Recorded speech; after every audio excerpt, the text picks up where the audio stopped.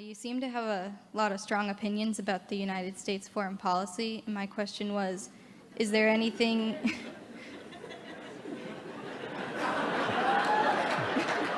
Is there anything? I didn't hear the last part. Is there anything you like about Washington's foreign policy and how it's run? Sure. Take all the countries we haven't invaded. I like that.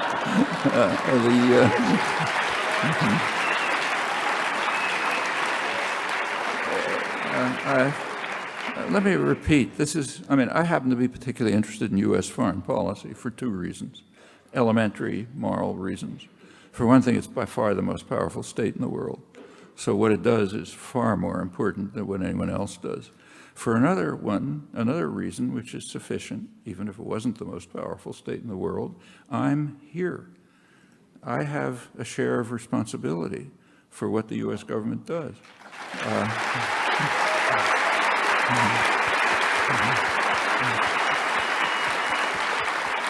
And, to an extent, I can do something about it, especially in a pretty free country like this one. Now, we understand that very well with regard to enemies. So, for example, take, say, Iranian dissidents like Shirin Ebadi and Akbar Ganji and others.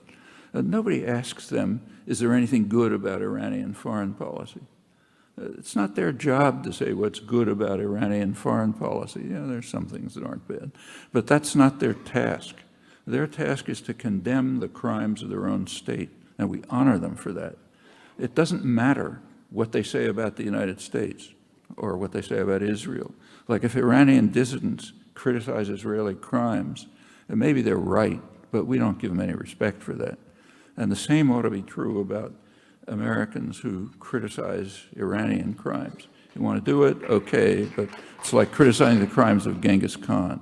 You can't do anything about it, so it's just a way of supporting domestic power or your own reputation. What matters is what you can do something about. And overwhelmingly, that means what you're involved in, either directly or indirectly.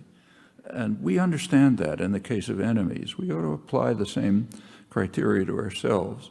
If you try to do an evaluation of British actions, US actions, French actions, and so on, yeah, you can find things that sometimes are even helpful. So, for example, take George W. Bush, not my favorite person, but his policies with regard to, diseases in Africa were pretty positive, I think. Okay, that's fine. But I don't think it's a huge issue, frankly.